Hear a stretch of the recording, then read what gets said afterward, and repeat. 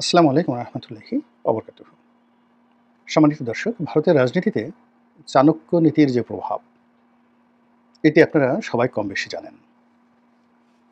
প্রাচীন ভারতের অন্যতম রাজনীতিবিদ, কিংবদন্তির মহাজ্ঞানী এবং পৃথিবীর সর্বকালের রাজনীতির ইতিহাসে যেটিকে মহাগ্রন্থ বলা হয়, সেটি হলো অর্থশাস্ত্র।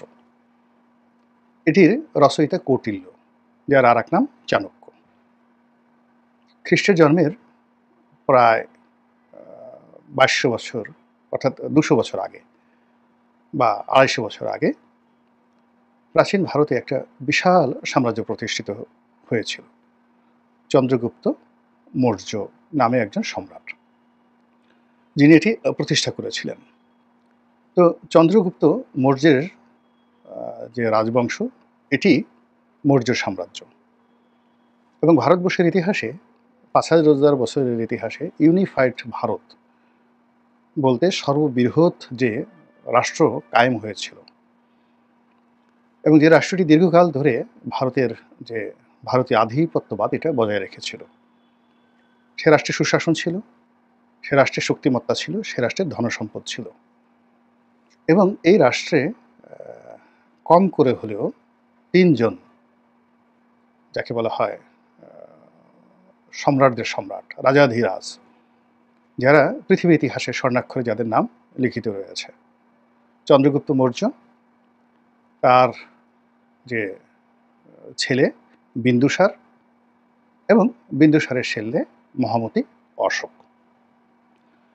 তো এই যে ডাইনিস্টি যিনি প্রতিষ্ঠা করেছিলেন যুগপৎভাবে একত্রে চন্দ্রগুপ্ত মৌর্যের সঙ্গে, প্রধানমন্ত্রী রূপে তিনিও পৃথিবীতে অমর হয়ে আছেন। তিনি হলেন কৌটিল্য বা চাণক্য। তো চাণক্যের যে নীতিসমূহ, কূটনীতিসমূহ, এটা আধুনিক যে রাষ্ট্রের অন্যতম শ্রেষ্ঠ মধ্যযুগীয় কূটনীতিবিদ ম্যাকিয়াভেলি, তার চাইতেও পৃথিবীতে মশহুর। এর কারণ হলো ম্যাকিয়াভেলি তার কূটনৈতিক কর্মকাণ্ডে যে নোংরামি ব্যবহার করেছেন, এজন্য বলা হয়ে থাকে যে ম্যাকিয়াভেলি যে তথ্য লিখেছেন তার প্রিন্স বইতে, ওই সময়টিতে তার উপর ইবলিস ভর করেছিল, অর্থাৎ ইবলিসের হাত দিয়ে এই জিনিসগুলো লেখা হয়েছে। কিন্তু অন্যদিকে কৌটিল্য বা চাণক্য যেটা লিখে গিয়েছেন, অর্থনীতি, রাজনীতি, কূটনীতি, পুরো বিষয়টি ব্যাপক করে, ওটা পৃথিবীর ইতিহাসের সবচেয়ে বাস্তব একটি বই, যেটি তিনি হাতে কলমে প্রতিষ্ঠা করে গিয়েছিলেন সব কিছু। তো সেই যে কৌটিল্যের যে নিয়ম, কৌটিল্য নীতি, চাণক্য নীতি, এটিকে বংশ পরম্পরায় ভারতের সকল রাজনীতিবিদরা সে গত ২,০০০ বছর ধরে অনুসরণ করে আসছে। এমনকি মুঘলরাও সেটা কিন্তু অনুসরণ করত। ১। ২ নম্বর হলো যে এখন যে নরেন্দ্র মোদীর বিজেপি সরকার, তারা একটা চক্র ব্যবহার করে, অশোক চক্র। সেই অশোকের জমানাতে যে মানচিত্র ছিল ভারতের, তারা মনে করে ওই মানচিত্রটি তারা আবার প্রতিষ্ঠা করবে। বাংলা, বিহার, উড়িষ্যার, পাকিস্তান, আফগানিস্তান, এই পুরো অঞ্চল তাদের অধীন ছিল। শুধুমাত্র সম্রাট আওরঙ্গজেবের জমানাতে ওই যে অশোক চক্রটি, ওটি প্রতিষ্ঠা পেয়েছিল। জাহাঙ্গীরের আমলে বা অন্য কোনো আমলে নয়। আওরঙ্গজেব এটা প্রথম একেবারে দাক্ষিণাত্য থেকে শুরু করে আফগানিস্তান, আফগানিস্তানটা শুরু করে একদম বাংলাদেশ, বাংলাদেশ থেকে শুরু করে উড়িষ্যা, বিহার, সব জায়গাতে দিল্লির আধিপত্য তিনি একছত্রভাবে প্রতিষ্ঠা করেছিলেন। একেবারে হুবহু অনুরূপভাবে চন্দ্রগুপ্ত মৌর্য করেছিলেন। তো ২ বার ভারতের মানচিত্র সমান পর্যায়ে এসেছিল। এমনকি ব্রিটিশরাও সেটা করতে পারেনি তাদের ২০০ বছরের ইতিহাসে, যেটি আওরঙ্গজেব করেছিলেন, যেটি চন্দ্রগুপ্ত মৌর্য করেছিলেন। তো যেহেতু আওরঙ্গজেব মুসলিম, ফলে আওরঙ্গজেবের যে লিগেসিটা, এটা ভারত গ্রহণ করে না। তারা চন্দ্রগুপ্ত মৌর্যের যে নীতি, ওর যে চক্র, সেটা তারা পছন্দ করে। দ্বিতীয়ত তাদের যে দেবতা, সেই দেবতা হলো শিব, অন্যতম দেবতা, যাকে বলা হয় লর্ড অব দ্য লর্ড, দেবতাদের দেবতা। তো সেই শিবের যে চিহ্ন, তিনি সবসময় একটা ত্রিশূল, আমরা যেটাকে ওই যে ঢাল কাত্রা বলি, ওইরকম ৩টি ফলা বিশিষ্ট একটি যাকে বলা হয় অস্ত্র, ত্রিশূল। এবং প্রাচীন ভারতে এই ত্রিশূলের মতো এরকম ভয়াবহ অস্ত্র ছিল না। এটা যদি কাউকে বিদ্ধ করতো, তার আর বাঁচার কোনো সম্ভাবনা ছিল না। তো গড, হিন্দুদের যে গড, তিনি বিধাতা, তিনি বর দেন, কিন্তু আবার যখন অভিশাপ দেন তখন ত্রিশূল দ্বারা বিদ্ধ করা হয়। তো কাজেই ভারতের যে রাজনীতি, সেই রাজনীতিতে তারা একই সঙ্গে ত্রিশূল, একই সঙ্গে অশোক চক্র এবং একই সঙ্গে কৌটিল্য নীতি, এই তিনটি সমন্বয় তারা করার চেষ্টা করেছেন বিভিন্ন হিন্দু রাজারা। আর বিজেপি আমলে এসে মাস্টার প্ল্যান, এটাই তাদের যাকে বলা হয় লক্ষ্য, অভীষ্ট লক্ষ্য, এবং সেই লক্ষ্যে পৌঁছানোর জন্য তারা ব্যাপক প্রস্তুতি নিয়ে কিন্তু এগোচ্ছে। তো কাজেই যদি কোথাও ত্রিশূল প্রয়োগ করতে হয়, অর্থাৎ বোমাবাজি করতে হয়, অস্ত্রবাজি করতে হয়, দখল করতে হয়, আধুনিক বিধি ব্যবস্থার অধীন যুদ্ধ করতে হয়, সাবমেরিন নিয়ে আসতে হয়, বিমান হামলা করতে হয়, তারা সেই ত্রিশূল সে কাজ করবে। আবার এই পর্যায়ে, যুদ্ধের পর্যায়ে নিয়ে যাওয়ার জন্য যে কূটনীতি দরকার, সে চাণক্য নীতি তারা গ্রহণ করবে এবং পরবর্তীতে এটিকে অধিভুক্ত করার জন্য তারা যে অশোক চক্র, সেই অশোক চক্রের নীতি প্রয়োগ করবে। তো বাংলাদেশের উপর এই রাহু গ্রাস 1950 সন থেকেই, নেহরুর জমানা থেকেই চলে আসছে। এটা বাড়তে বাড়তে বাড়তে বাড়তে এখন একেবারে এমন পর্যায়ে চলে আসছে যে চারদিক থেকে আমাদেরকে ঘিরে ধরেছে। অর্থাৎ বঙ্গোপসাগরে পড়তে হবে, মরতে হবে, নাফ নদীতে মরতে হবে রোহিঙ্গাদের দ্বারা, অথবা আরাকান আর্মির দ্বারা, অথবা ভারতের আধিপত্য মেনে নিতে হবে, অথবা ভারতের যে সাম্রাজ্যবাদী নীতি, তার দ্বারা নিষ্পেষিত হয়ে একটা সিকিমের মধ্যে একটা রাষ্ট্র হতে হবে। তো এইরকম একটি জালের মধ্যে বাংলাদেশ পড়ে গিয়েছে। আর আমরা ইচ্ছাই হোক অনিচ্ছাই হোক, আমরা বিভিন্ন সময়ে এই আমাদের যে নেতা এবং নেত্রী, যাদেরকে আমরা রাষ্ট্র ক্ষমতায় বসিয়েছি, তারা যখন ধীরে ধীরে ধীরে ধীরে নিজেরা ভারতের সেবা দাস হয়েছেন আর আমাদেরকে বিক্রি করে নিজেদের ক্ষমতা টিকিয়ে রেখেছে, আমরা অনেকে টের পেয়েছি, অনেকে বিরোধিতা করেছি, কিন্তু আমরা আসলে কার্যকর কোনো ব্যবস্থা নিতে পারিনি অ্যাজ এ সিটিজেন, নাগরিক হিসাবে। ফলে পুরো প্রক্রিয়াটি এখন আমাদের জন্য একটা বিস্ফোরা হয়ে দেখা দিয়েছে। তো তারই প্রেক্ষিতে যারা ক্ষমতায় ছিলেন এরশাদ জমানা থেকে আজ অবধি, সবাইকেই দিল্লির বন্ধু হতে হয়েছে, দিল্লির দাস হতে হয়েছে, এবং অতীতের সেই ধারাবাহিকতায় আগামীতে যারা ক্ষমতায় আসবেন, মোরালেস তাদেরকে এই দাসত্বের দস্তখত দিয়েই ক্ষমতায় আসতে হবে। ফলে দিল্লির ইচ্ছায় খানা, দিল্লির ইচ্ছায় পিনা, দিল্লির ইচ্ছায় ঘুমানো, দিল্লির ইচ্ছায় বিশ্রাম, বিনোদন সবই করতে হবে। সিনেমা দেখতে হবে হিন্দিতে, কথা বলতে হবে হিন্দিতে, ব্যবসা বাণিজ্য সব কিছু ভারতের সঙ্গে হতে হবে। তো সেই যে কালচার, সেই কালচারের যে পরকাষ্ঠা, সেই পরকাষ্ঠা আমরা এখন সমাজে দেখতে পাচ্ছি। যখন শেখ হাসিনার পতন হলো, আমরা একটা নতুন বাংলাদেশের স্বপ্ন দেখলাম সবাই, এবং সবাই ধরে নিয়েছে যে এই দেশে ভারতের আর কোনো অস্তিত্ব থাকবে না।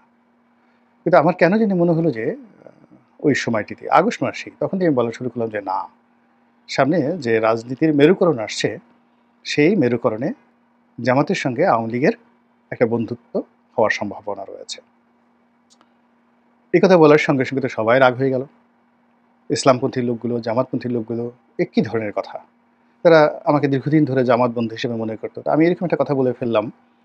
এর ফলে কি হলো, যে যার মতো করে আমার ক্যারেক্টার অ্যাসাসিনেশন করার জন্য যা করা দরকার সবাই বললো। এখন যারা আমাকে গালাগালি করতেন, এখন তারাই জামাতকে গালাগালি করছেন যে জামাত এখন ভারতের বন্ধু হয়ে গেছে, এবং ভারতের লোকজন, রয়্যাল লোকজন নিয়ে, সন্তোষ শর্মাকে নিয়ে তারা বিভিন্ন অনুষ্ঠান করছেন। এটা আমার বক্তব্য নয়। আর যখনই আপনি ভারতের বন্ধু হবেন, সেক্ষেত্রে আপনাকে অবশ্যই অবশ্যই আওয়ামী লীগের সঙ্গে বন্ধুত্ব করতে হবে। তো জামাত যদি ভারত বন্ধু হয়, তাহলে সেক্ষেত্রে আওয়ামী লীগের সঙ্গে তার বন্ধুত্ব করতে হবে, যেটি আমি আগস্ট সেপ্টেম্বর মাসে বলেছিলাম বেশ কয়েকবার, তারপর এখনও বলে যাচ্ছি। তারপরে আমার মনে হলো যে এখানে ভারত পরীক্ষা করছে, অর্থাৎ তারা টোপ দিচ্ছে, জামাতকে টোপ দিচ্ছে, বিএনপিকেও টোপ দিচ্ছে। দেওয়ার পর কোন দলটি এই টোপ গ্রহণ করে এবং কোন দলটি আগামীতে ক্ষমতা এসে তাদের পারপাস সবচেয়ে বেশি সার্ভ করতে পারে, এটার একটা পরীক্ষা এবং নিরীক্ষা তারা চালাচ্ছে। তো সেক্ষেত্রে যদি বিএনপি এই টোপ গেলে, তাহলে তো বিএনপির সঙ্গে আওয়ামী লীগের একটা সম্পর্ক হতে পারে বা হবে। এছাড়া তো ভারত তো আওয়ামী লীগকে তাদের ট্রাস্টওয়ার্দি, পরীক্ষিত, অর্থাৎ আওয়ামী লীগ এবং জাতীয় পার্টি, এটা তাদের একেবারে পরীক্ষিত বন্ধু। ফলে তাদের সেই বন্ধুকে নিরাপদে যারা রাখতে পারবে, পুনর্বাসন যারা করবে এবং তাদের নিরাপত্তা যারা দেবে তাদেরকে ভারত ছাড় দেবে, এটাই বাস্তব। তো সেক্ষেত্রে প্রথমে তারা জামাতকে যদি টেস্ট কেসে নিয়ে থাকে, দ্বিতীয়ত তারা দেখলো যে না, শুধু জামাতকে হবে না, তারা এই একই টোপ সবাইকে দেবে, ছোট ছোট দলগুলোকে দেবে, তারপর বর্তমান অন্তর্বর্তীকালীন সরকারকে দেবে এবং যাকে বলা হয় বিএনপিকেও দেবে। তার প্রেক্ষিতে মাঠে একটা উত্তপ্ত পরিবেশ পরিস্থিতি তৈরি হবে এবং যারা চমৎকারভাবে এই বিষয়টি সামাল দিতে পারবে এবং নিজেদেরকে ভারত বন্ধু হিসেবে পরিচিত করতে পারবে, তাদের সঙ্গেই মূলত আওয়ামী লীগের একটা বন্ধন তৈরি করে একটা নতুন রাজনৈতিক ফিল্ড তৈরি হয়ে যাবে।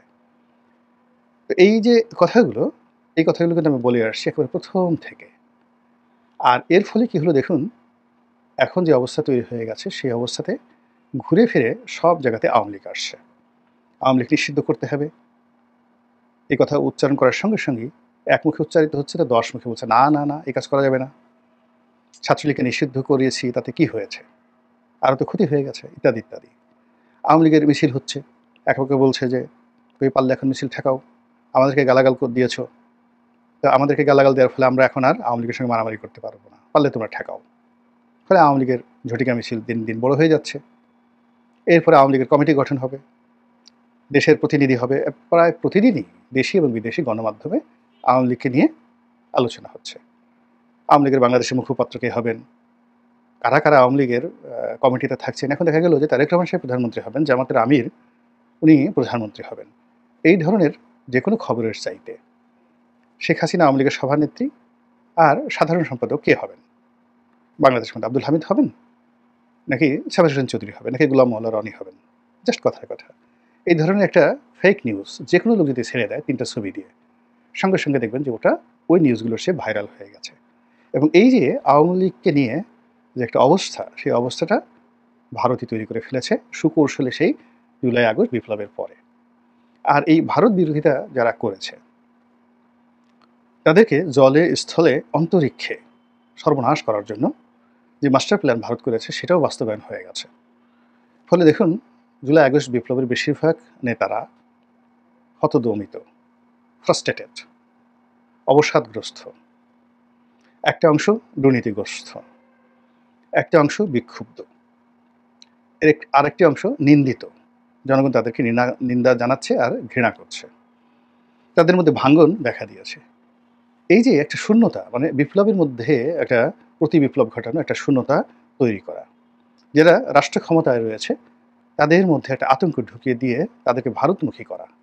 ফলে কি হচ্ছে, অনেক গুপ্ত বিষয় দিয়ে আমাদের সামনে চলে আসছে। এখন যারা সারা জীবন ভারত বিরোধী মনোভাব পোষণ করেছেন এই উপদেষ্টাদের মধ্যে, তাদের অনেককে এখন ভারতের বন্ধু হিসাবে আখ্যা দেওয়া হচ্ছে। এটা রয়ের একটা সুনির্দিষ্ট মাস্টার প্ল্যান এবং সেই মাস্টার প্ল্যানে তারা সফল হয়ে গেছেন। ফলে এখন কোনো উপদেষ্টা যদি ভারত বিরোধী, যাকে বলা হয়, কোনো স্ট্যাটাস দেন, কোনো কথা বলেন, মুহূর্তের মধ্যে তার জীবন তামা হয়ে যাচ্ছে, টাকাকে আর কেউ আগের মতো খাচ্ছে না। তো এর ফলে কি হলো, বাংলাদেশের রাজনীতিতে ওই যে বলছিলাম যে ভারতের যে শিব চক্রের ত্রিশূল, শিবের ত্রিশূল, অশোক চক্রের সেই চক্র এবং চাণক্য নীতির যে প্রবল কূটনীতি, এটার প্রভাবে বাংলাদেশে 3টি বলয় তৈরি হয়ে গেছে: Jamaat, Awami League, Bharat, BNP, Awami League, Bharat, doctor Yunus, Awami League, NCP. এইভাবে 3টি টোপ ফেলা হয়েছে। আর এখন এই 3টি গ্রুপই পরস্পরের বিরুদ্ধে লড়াই করছে, সংগ্রাম করছে, কূটনৈতিক যুদ্ধ করছে এবং নিজেদের অবস্থা প্রতিষ্ঠিত করার জন্য তারা চেষ্টা করছে। এই পরিণতি কোথায় গিয়ে ঠেকে এবং শেষ পরিণতি কী হয় সেটাই এখন দেখার বিষয়। মহান আল্লাহ আমাদের সবাইকে হেদায়েত দান করুন এবং হেফাজত করুন। আসসালামু আলাইকুম ওয়া রাহমাতুল্লাহি ওয়া বারাকাতুহু।